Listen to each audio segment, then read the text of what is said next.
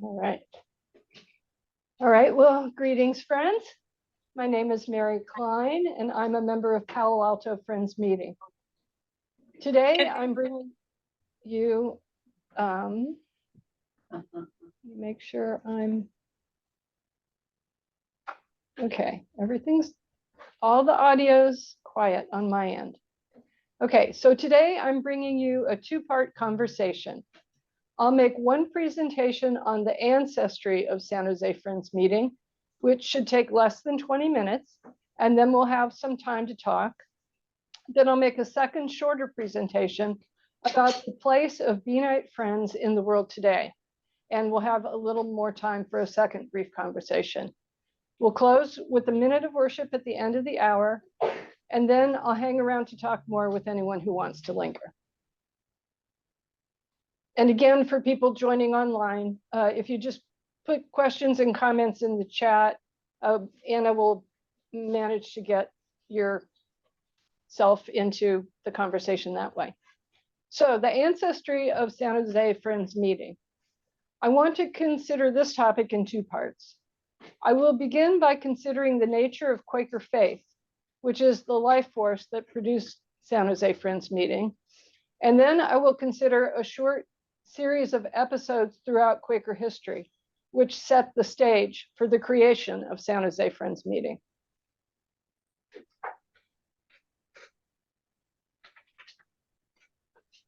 So first, the nature of Quaker faith.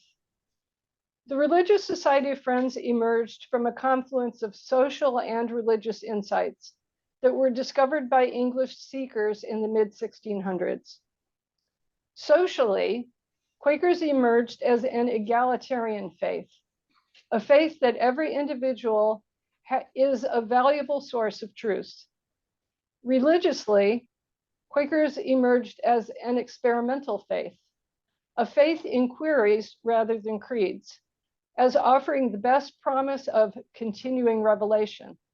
That is to say, offering the best promise of revelations about how we should be living our lives.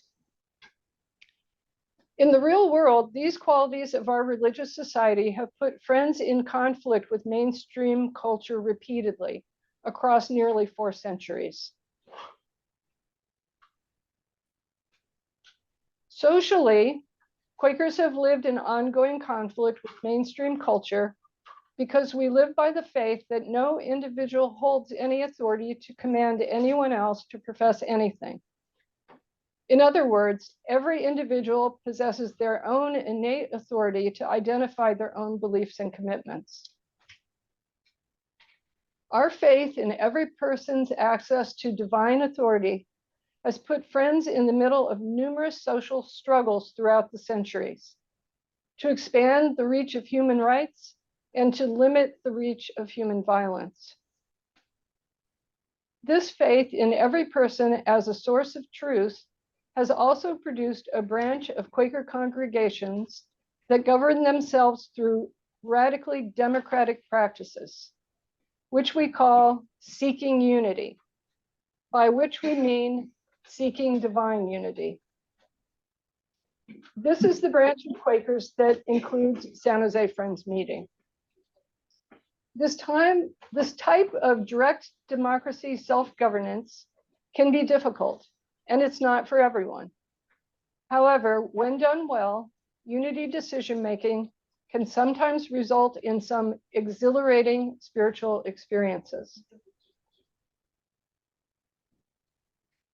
Religiously, Quakers have lived in ongoing conflict with mainstream culture because we live by the faith that every person carries a share of responsibility for helping discover divine truth. In fact, one of the earliest names for Quakers was Friends of Truth. Friends' earnest testimony that divine truth is actually attainable by mere mortals is a message that mainstream religions have deemed many times to be blasphemous. More often, though, mainstream religions have merely dismissed this aspect of Quaker faith as ignorant. And here we see once again, our Quaker faith isn't for everyone. But for those of us who feel enlivened by the practice of silent waiting worship, We sometimes find that by listening together, even though we continue to be aware that we are merely finite creatures, together we sometimes encounter the voice of the infinite. Now I want to share a few important episodes in the 400-year chronology that delivered San Jose Friends meeting to the world.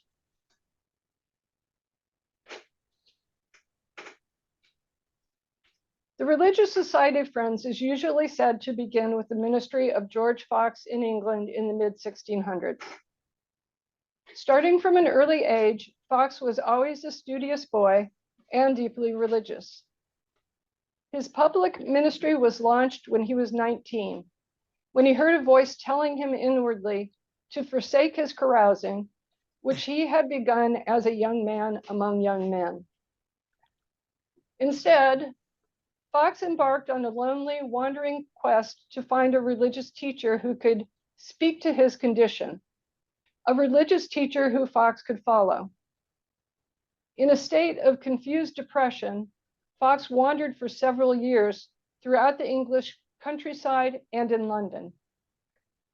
The year that he began this wandering, 1643, was also the year that marked the beginning of the English Civil War between the Royalists and the Parliamentarians, and the whole of England was in turmoil.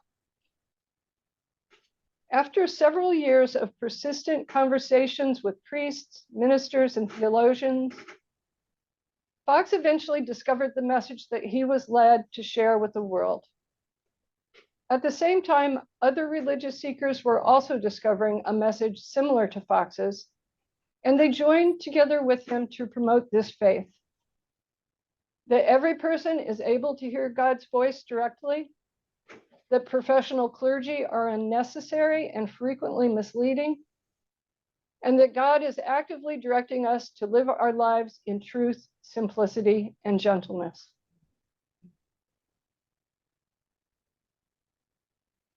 Fox began sharing this message publicly in 1647, traveling throughout a countryside that was upended by war, social discontent, and the beginnings of democratization. Thousands of like-minded religious dissenters quickly coalesced around the Quaker message, and by 1680, more than 1% of the population of England was Quaker. That is, during the first 30 years, the Religious Society of Friends grew from a handful of people to 60,000. They spoke to their condition. Among the Quakers who traveled in that public ministry, spreading the Quaker message, were some called the Valiant 60, who crisscrossed the British Isles, the Low Countries of Europe, and the new lands of North America. Many others soon followed. William Penn is probably the most famous of the early Quakers to resettle in North America. With a land grant from the Crown, Penn founded the colony of Pennsylvania in 1681, making of it a holy experiment, with a government defined by a constitution that the people could amend, an innovation of his, and which guaranteed civic rights like trial by jury, freedom from unjust punishment, freedom of religion, and free elections.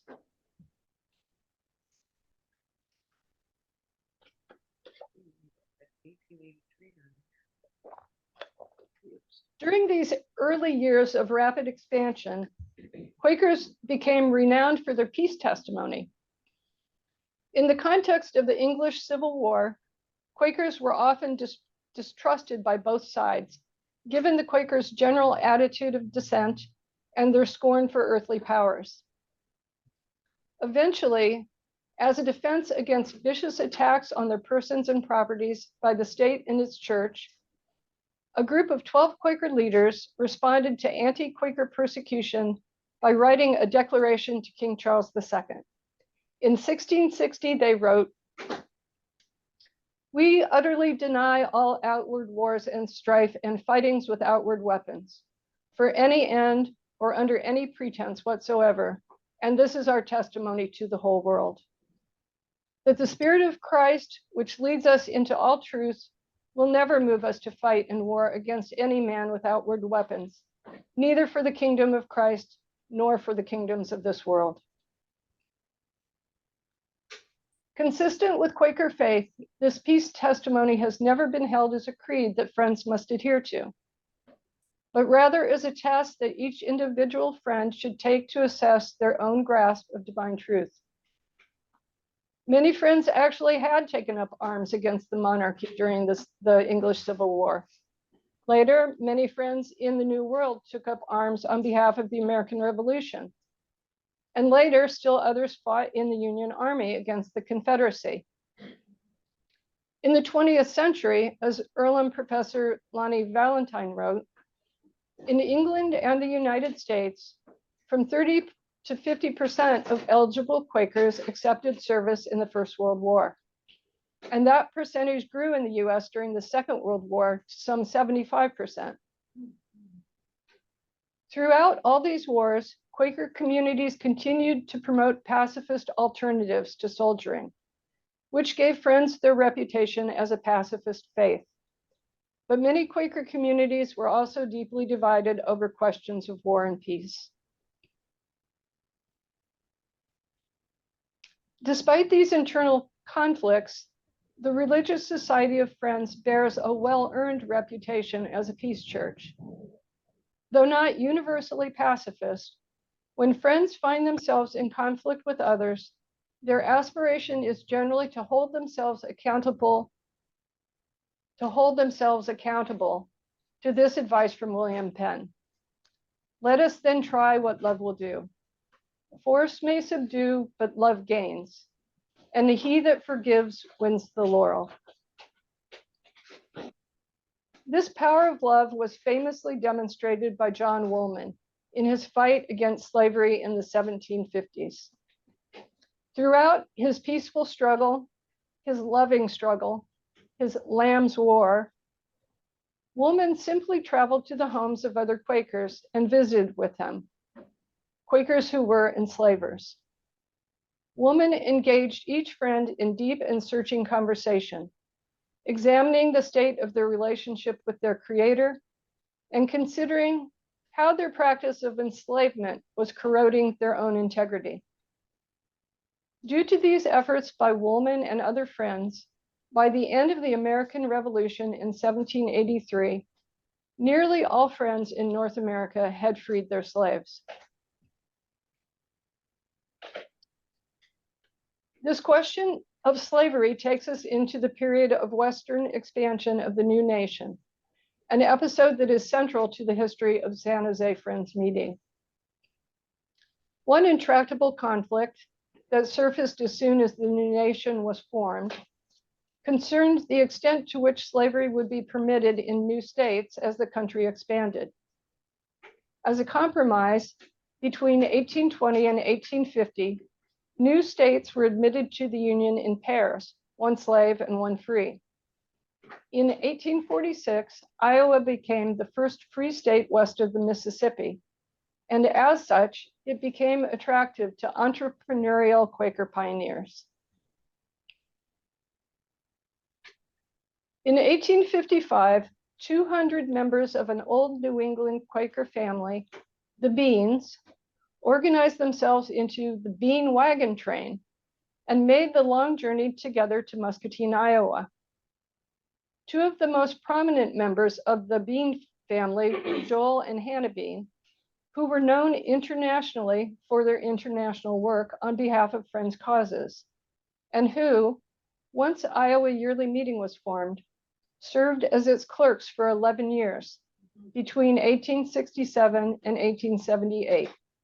Joel as clerk of the men's meeting and Hannah as clerk of the women's meeting. In the early part of the 1800s, two great schisms and several smaller schisms tore North American Friends apart, resulting in several different branches. The two great schisms were the one between Hicksite and Orthodox Friends in 1828, and the one between Gurneyite and other Orthodox Friends in the 1840s. Animosities were chronic among these different branches, Each branch believed it was defending the true Quaker faith by promoting particular aspects of the faith and dismissing other aspects as heretical. The different branches primarily disagreed over the relative importance of the inward light versus the Bible. They also disagreed about the proper role for evangelizing. Joel and Hannah Bean were members of a conservative branch of Friends within the Orthodox division. Conservative Friends preached that Quakers should adhere firmly to their traditional practice of silent waiting worship, and they preached that the inward light is the one necessary guide for discovering God's truth, which is also recorded in the Bible. In the late 1870s, when the Beans had been clerking Iowa Yearly Meeting for nearly 10 years, the Midwest was seized by the great awakenings of the Methodist holiness movement. Young Friends especially felt enlivened by the energetic preaching and singing and riverside baptizing offered in revivalist camp meetings. At first, the Beans welcomed this new sense of life rushing into Iowa Yearly Meeting. But soon they saw their community split over questions like whether a second blessing was necessary for Friends to be saved, and as the revivalists taught, and whether the yearly meeting should exclude everyone who had not yet experienced this second blessing. A large group of the original members of the yearly meeting finally walked out in protest against these ideas, and they started up a rival yearly meeting. Joel and Hannah Bean stayed in the original yearly meeting as long as they could stand it, because they believed that schisms were wrong. But the new holiness Quakers treated the Beans so badly that ultimately the Beans moved to California in 1881 to preserve their health.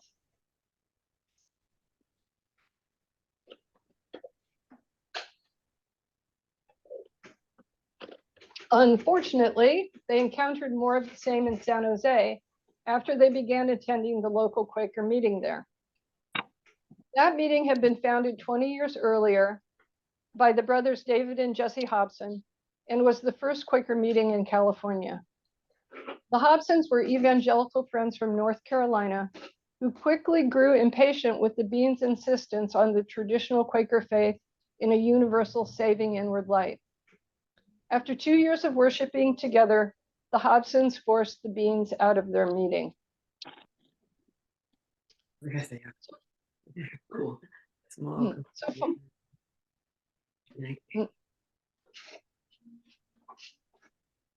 So finally, we arrive at the specific origin of the Quaker meeting house where we are gathered now. After leaving San Jose's evangelical Friends in 1883, the Beans formed a new meeting, one that was explicitly and purposefully formed to be unaffiliated with any established branch of Friends. This meeting was called the College Park Association of Friends because it met in the College Park neighborhood of San Jose. At first, these Friends worshiped in some room. Thank you for letting me know about it. Could Friends on Zoom mute themselves, please? Are you able to, as the host, to? Yeah, I'm doing that, but everybody's saying this. Okay. Well, They're muted now. all right. I'm all right. Okay. So I'm going to back up one sentence, though. So this meeting was called the College Park Association of Friends because it met in the College Park neighborhood of San Jose. At first, these Friends worshiped in some rooms they rented above a saloon, and later in the new meeting house they erected in 1885, this meeting house. Even if Friends still held ties with other yearly meetings from any other branch of Friends, they could also become members of the College Park Association. This diverse little Quaker community in San Jose eventually grew into an association of Quaker meetings throughout the West, first as the Pacific Coast Association of Friends, and later as 3 independent yearly meetings west of the Rockies: Pacific, North Pacific, and Intermountain yearly meetings. These 3 Beanite yearly meetings remained independent of all other Quaker branches for more than 130 years. It has only been in the past few years that Beanite Friends have begun to break their independent tradition and have begun to affiliate with Friends General Conference. A building is a vessel. A body is a vessel. A community is a vessel. As the Irish say, we are the shelter of each other. As the Bantu say, I am because we are. And as Jesus said, love your neighbor as yourself. And as Einstein said, E equals MC squared. A meeting house is a product of history and a promise for the future. It is a finite expression of the infinite. Let us give thanks for this fine wooden structure that is carrying us together here today into the future.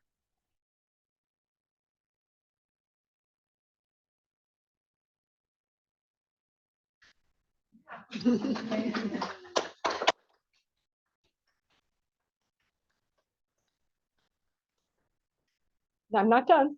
I'm taking interactive pause, and then I'm going to, I've got some thoughts about where we are now. So, but we'll save that.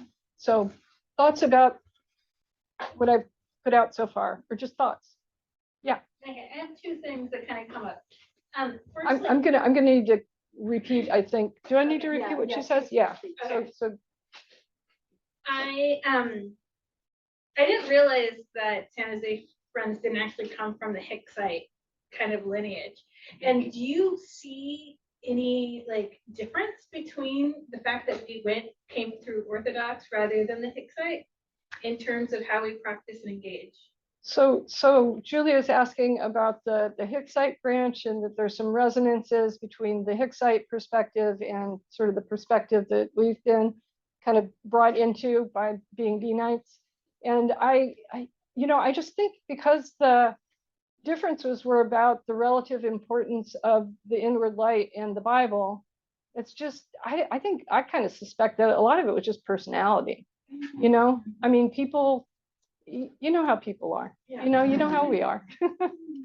So I mean, and then there's just so I mean, I think people go off in different directions and develop different internal habits, and so they're going to be carrying some of the same ideas, but which is kind of hopeful in thinking that in our fragmented society now, that there's branches of people that look so far away, but really probably within them, there's some common threads. And so I mean, I'm really a dabbler in history too, so I don't know if there's anyone else in the room there's two questions in the room here. So Catherine? I'm just struck by Okay, you want to hear what it the says? fact that, for whatever it means, and related to a lot that you've already said, that we rarely acknowledge that there was a Quaker church here in San Jose some 15 to 20 years before this meeting. And I'm feeling like, is there a lesson there about shunning evangelicals? Might we try understanding them more, or shall we just pretend that they didn't exist and they don't exist, and not acknowledge their humanity and just their differences as human beings as a lesson to be learned right now? So for Friends Online, we had some ministry here in promoting tolerance today among branches of Friends, and perhaps learning more about each other. Yeah, so yes. I have two questions. One is just because Catherine asked this one, it made me wonder, are there evangelical Friends in San Jose or this area? What happened to that meeting? Did it just get incorporated back into this one, or dissipated? Okay. Yeah, so the question about what happened to the evangelical meeting. Again, I'm just a dabbler in history, but the little bit I read, they sort of lingered for another couple decades and then they fizzled. But there are pastoral friends in the West. Yeah, In Berkeley. yeah, in Berkeley, yeah, and in the Pacific Northwest, and I think the they're very active in FCNL. Whittier, yeah. Yeah, and one more. The question was kind of because this fascinates me about how this meeting house physically had to be moved when they built Highway 8. Yeah, I wish I'd gotten that in the history. Something you want to add about that? Because I think they had it physically transported to this site. You know, I would love Anna or somebody who's willing to just extemporaneous here for a minute to talk about that. And also Anna just told me this morning about when that happened, that the meeting was about to be laid down due to so few people, that the idea was that it was just going to be a historic building and not a meeting house. So, I mean, yeah, Well, yeah, why don't you tell me the story about the meeting house getting moved? I first started attending about 55 years ago. So I got this from the old timers who weren't here in 1885, but they were here for quite a while. And when the meeting was moved, I heard that there were so few friends and they were so elderly that they figured, well, our numbers will continue to dwindle. And so we'll just let our meeting house be moved. They couldn't really stand in the way, but we'll just have it put on this little sliver of a lot. From the front, it doesn't look so bad, but it's pie shaped, so it goes to nothing in the back. But what happened was Chet and Alice Spurrier came and adopted children, and another family came, and it became a very robust meeting. And then again, in during the Vietnam War, many people came because they knew we were a pacifist faith, and had a great number of members and attenders. So that's a little bit about that. In 1958, well, in 1885, of course, there were outhouses because that's what everybody had. But in 1958, they built, I think volunteers put bathrooms on the back of the building. So they are not adequate at all. That's what, one of our pushes is to make the building and the bathrooms, all of it wheelchair accessible. So I think, was there anything else about that? I think that's it. Yeah, I regret that I didn't manage to get that. I just really kind of learned that history today. Well, now it's in the presentation. And it's 5:01, so I'm, Well, Yeah, so- a couple things okay, so we're gonna move on to the next section soon. So Yeah, Julie and now Diego's raised his hand. okay. So, Diego, do you want to just say what you have to say? Yeah, it was a question actually.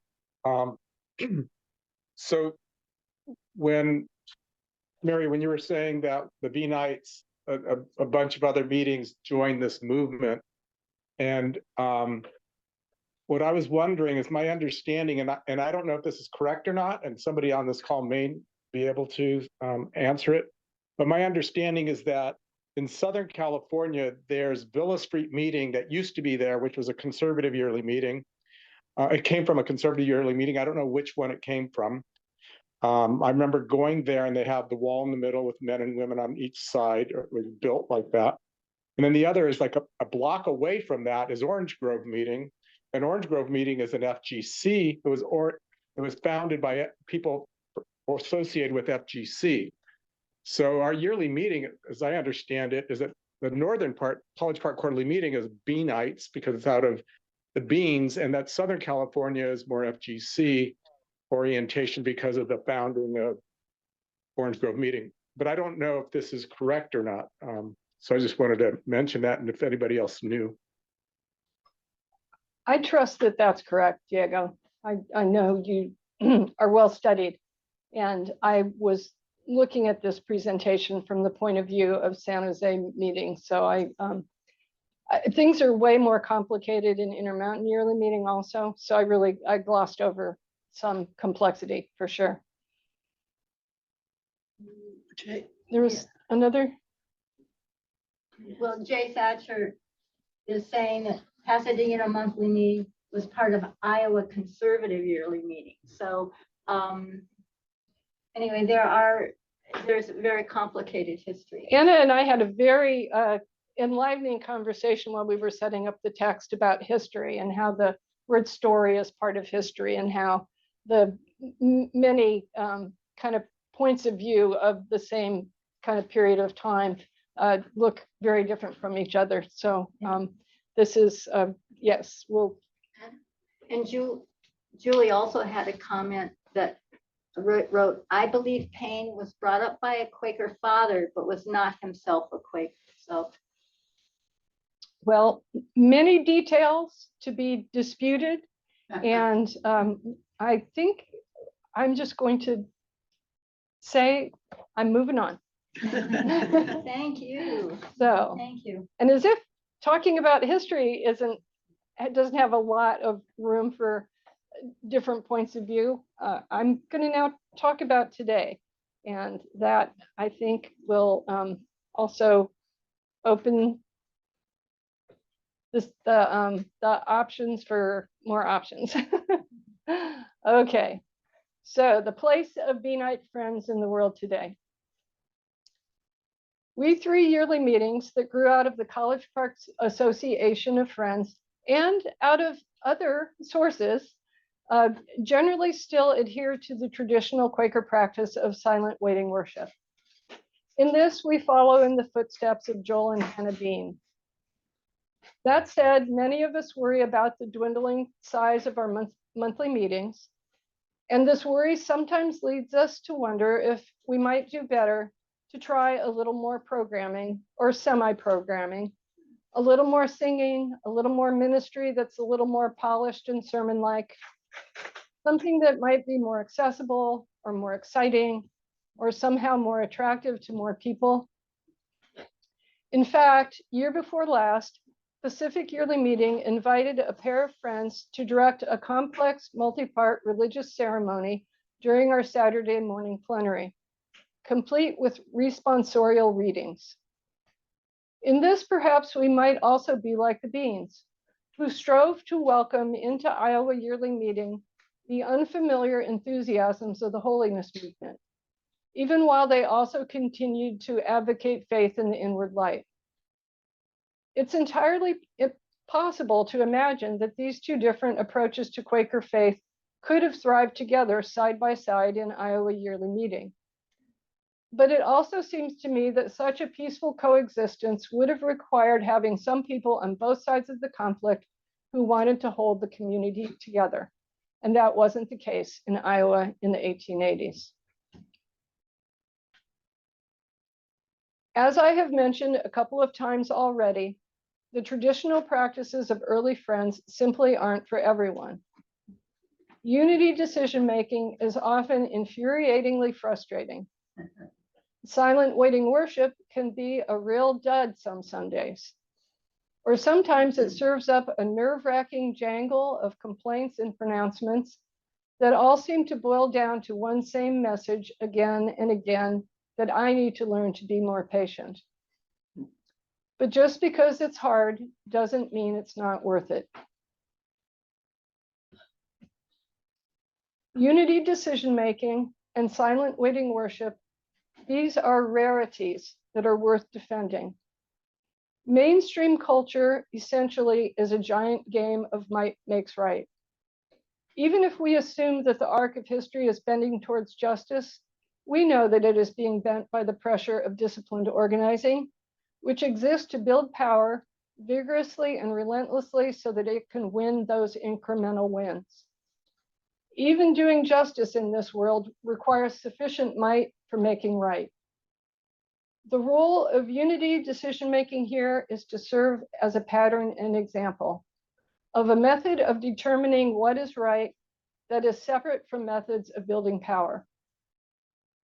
Friends hold centuries of experience, imperfect as it may be, in practicing a form of collaborative listening that can reveal new discoveries in what is right for us in the current moment. Such revelations tend to come in sideways, askew from the obvious thread of the words we have been spinning together. a kiss from the infinite. Sometimes it's good to slow things down. Friends are good at slowing things down. We are good at acting patient and respectful. We are even sometimes good at being patient and respectful. These skills are essential in the world we seek, and we need to show more people how to practice them, and then they can show others. Silent waiting worship, another rarity worth defending. We live in an information economy that is shaped primarily by corporate capitalism.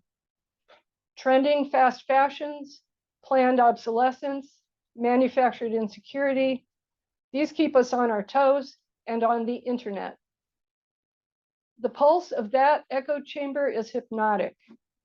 It feels good to sink into the rhythms of the tribe, to sing together in harmony, to dance together in synchronicity, to give the acceptable answer to the question.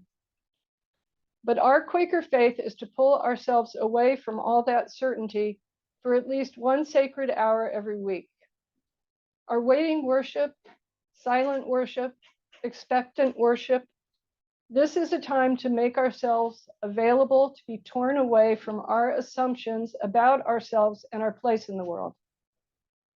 Again, the news comes in sideway. Again, a kiss from the infinite. Sometimes tough love, sometimes mercy, sometimes nothing, but always a practice that is a rarity worth defending.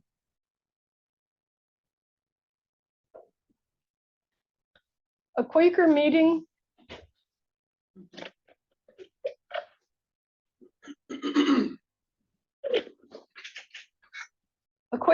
is a community that we can choose to join with the intention of treating it like family. We'll do as much as we can to support the people in it, no matter who they are. Or alternately, we can choose to engage with the Quaker community as a kind of provisional coalition ally. We'll support the people on matters where we agree with them, as long as their behavior isn't too abrasive over matters where we disagree. And it's possible to slide back and forth between those two perspectives over time and other perspectives as well. Ideally, as a family, a Quaker meeting can grow together and learn together, step by step, what love will do. And ideally, we'll keep the door open for others to join us.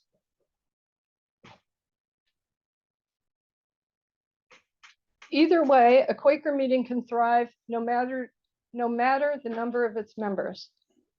The Religious Society of Friends has always been numerically insignificant among the world's population. Our strength has always been our message, not our multitudes. As you can see in this slide, we're basically invisible in the graphic on the left, which is down here. But you might also notice that Judaism appears to be minuscule in that graphic as well, which is here, which hardly speaks to the ongoing global impact of Jews throughout the centuries. The graphic on the right here magnifies the bottom bars of the figures on the left. Okay, and even when the view is magnified, the size of the global Quaker community is microscopic. When I made this graphic, the Religious Society of Friends came out looking so small here that it made me think of the salt of the earth. In small amounts, salt is essential to life as we know it. And nothing on earth besides salt can make salt salty.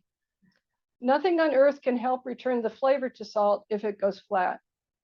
Either salt remains salty by its own unwavering integrity, or it will need to wait for an act of divine grace to set things right. If the Religious Society of Friends is small, then let us be small like the salt of the earth, true to ourselves, and confident that we will be guided by grace when we need it.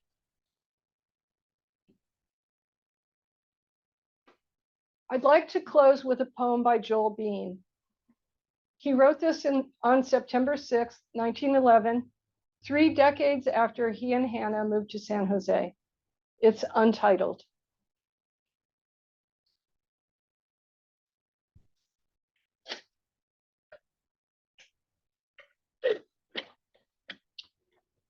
I live to learn their story, who suffered for my sake, to emulate their glory and follow in their wake. Bards, patriots, martyrs, sages, the noble of all ages, whose deeds crown history's pages and time's great volumes make. I live for the cause that lacks assistance, for the wrong that needs resistance, for the future in the distance, for the good that I can do.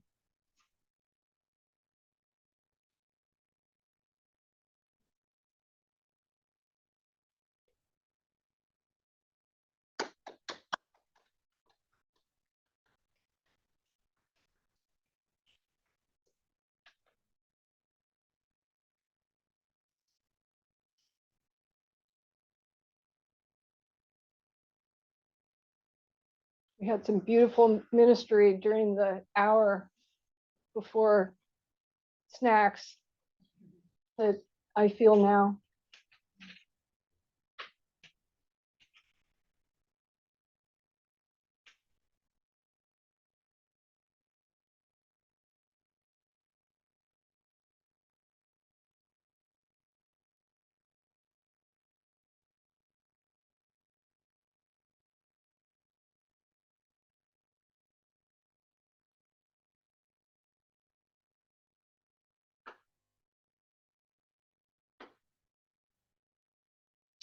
I just want to thank you, Mary. I need to leave in a few minutes, but this was so inspirational to know what our forefathers endured to keep this salt of the earth true to its nature. So thank you so much.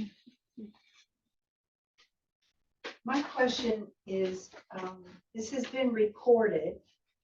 And so how do we gain access to the recording? So Mimi is asking about the recording of this Zoom and where it will be found. Are there going to be any, like, we can address Okay. that later. Are there any other questions having to do with your presentation? Because otherwise I'd like to set off the recording. So are there any other, might be one online. If you're online and you have a question, please unmute yourself and ask it. That's not happening. On the chat. There's The something on is chat. not- I think let's just leave it going. It's just another 10 minutes. Okay, We said it would be an hour. okay, So right. I love your graphs. yeah, And if I can say one more thing, the Yeah. last part was amazing. Like the history is like really interesting. Uh-huh. And what you did about today was Uh-huh. beautiful, yeah, thank you. It's hard to know. amazing. You know, and all the, just, yeah, it's hard to know. Mm. We're fortunate to have each other's brains to kind of mingle with. Other thoughts? Yes. I just wanted to share a celebration about Quaker Center. I think it's a place that Quakers from all over gather and people that aren't Quakers, but my kids are up there now. There's a Quaker service and art camp happening right now. So counselors for the program, and they really grew up through that program, and I just wanted to celebrate it. Yeah. As we talked today, I thought about what they're learning there. Exactly what you said. Thank you. Yeah, I'm into that. Could someone from online let us know? Can you hear the comments from the room? Yes. Okay, so I'm not going to repeat things. Yeah. So Sound Julia. quality is really good. Okay, great. So, and I've forgotten your name, friend, but so Julia had her hand up first, so go ahead. I just mostly, Quakers have a very strong female presence, and like a lot of the people that you highlighted were male. And I wanted to know if there was any strong women in this process.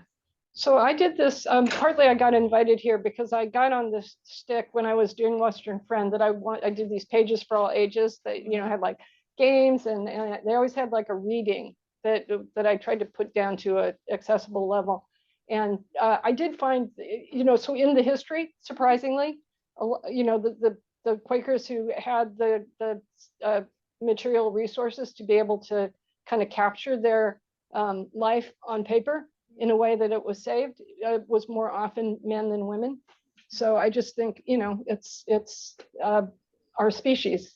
Or a big strand of our species. I know there's other more matrilineal, matra-focused branches of humanity, but yeah, I think it's, yeah.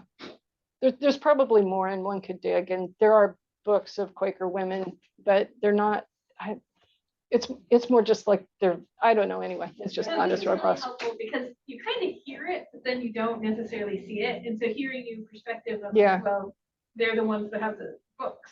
Yeah, well, and also I was trying to keep this short and focused on, so there's a lot that, one could tell a story, and perhaps I should think about more framing the story in terms of highlighting that aspect of our corporate culture, especially in the current environment where there's a pushback on, whether women really have brains or not.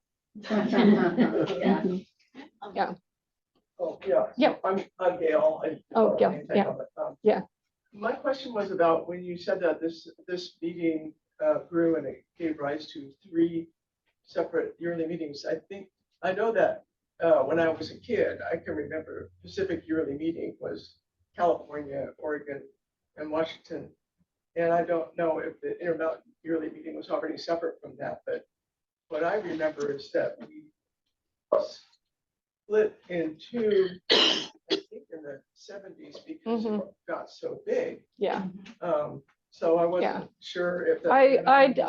I totally did shorthand on, I totally cut a lot of corners in the history. So I ignored Southern California quarterly meeting.